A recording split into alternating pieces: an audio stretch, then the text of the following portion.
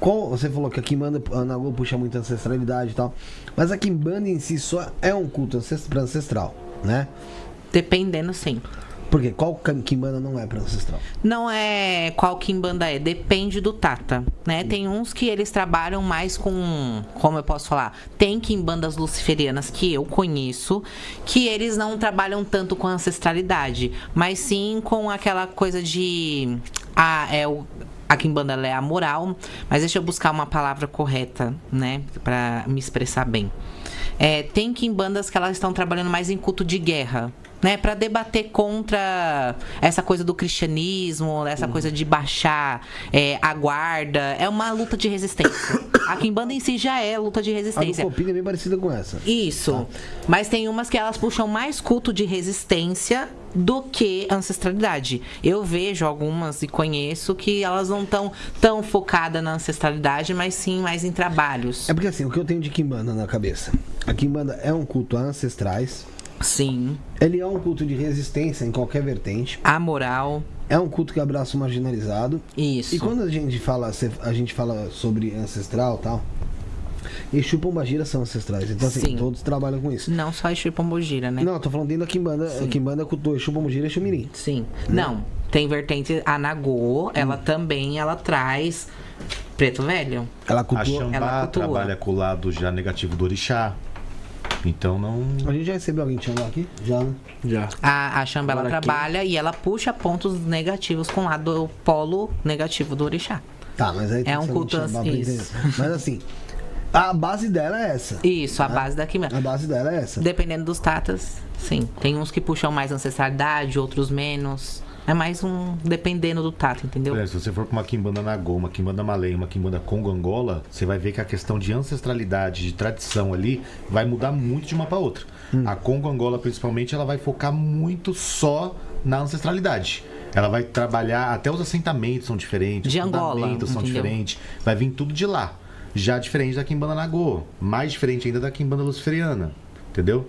Então tem níveis. A Quimbanda luciferiana, eu não posso me adentrar tanto, né? Não faço parte do culto, mas o pouco que eu converso com algumas mamas de luciferiana, ela vai adentrar mais ali no se autoconhecer, no se auto-entender. Principalmente pela questão luciferiana, que tem a questão do conhecimento, tem a questão isso. Mas a diferença dela também é a vertente, nesse caso, de maioral, né? Isso. Maioral na Quimbanda luciferiana, geralmente, não sempre, é uma tríade, né? Isso. Sim.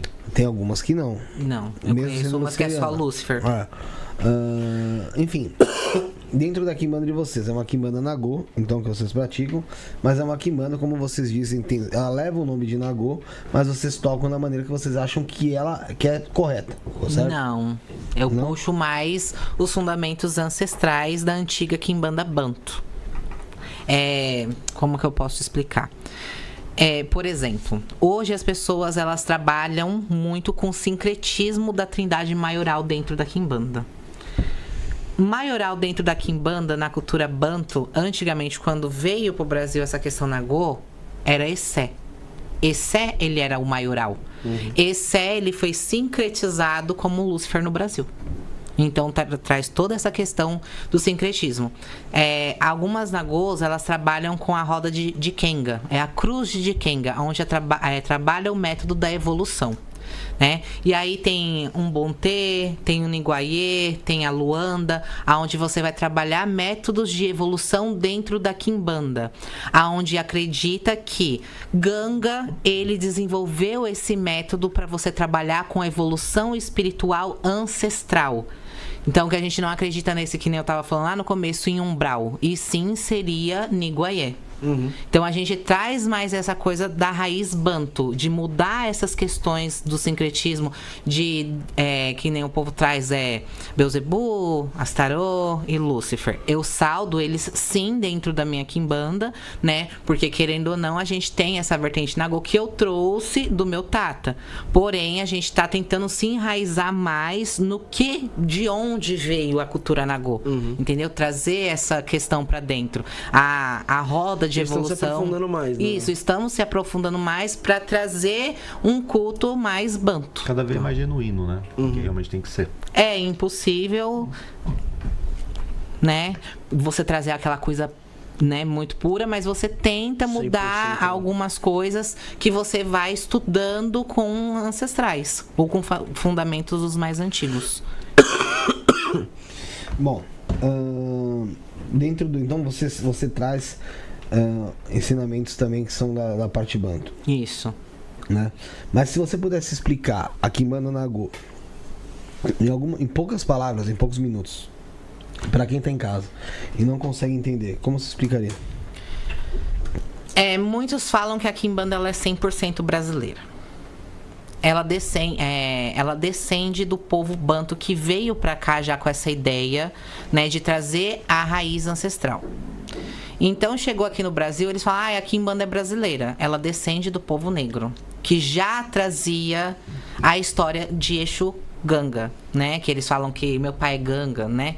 Ganga, ele era um rei da cultura banto, aonde ele trabalhava com as pessoas no polo positivo, e aí depois ele passou a se tornar um nômade, ele morreu e ele foi ali pro Niguaié, onde o povo chama hoje de umbral.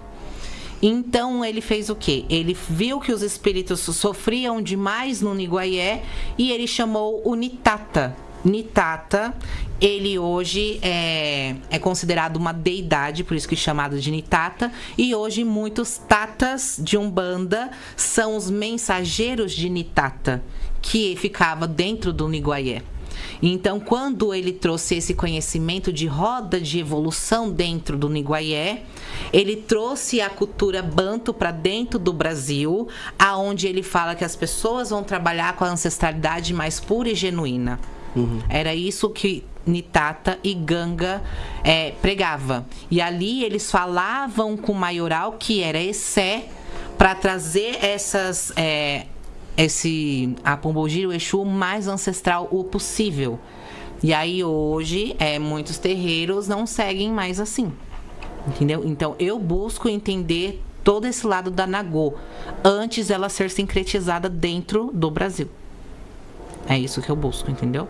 Entender da onde foi a raiz originária de Kenga, da roda, da cruz ali, o estado de evolução que Ganga trouxe, porque hoje Ganga, né, ele é ali o Exu, né, mais conhecido dentro, né, da Quimbanda Nagô, e aonde ele traz toda essa evolução, né, banto para dentro da cultura Nagô.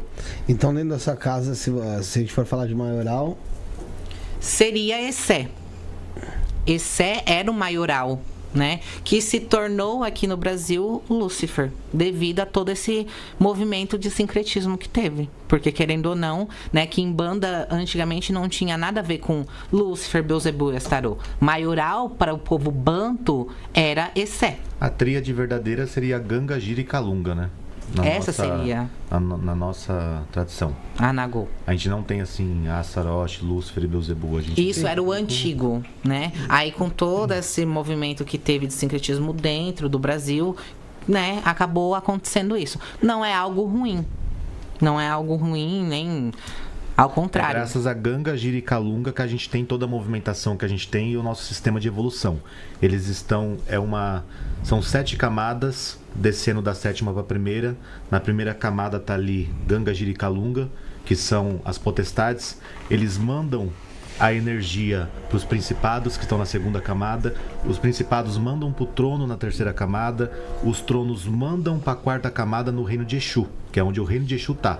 Porque Ganga encontrou na 4ª camada do umbral o equilíbrio perfeito para se estabelecer ali o reino de Exu. A gente chama de umbral, mas e ali os tronos mandam para os guardiões mandam para os reinos mandam para os sub-reinos e os subgenerais de cada reino. E ali o Império de Maioral ele vai tomando força e ele vai acontecendo. Que era conhecido como o Essé nas terras bantus.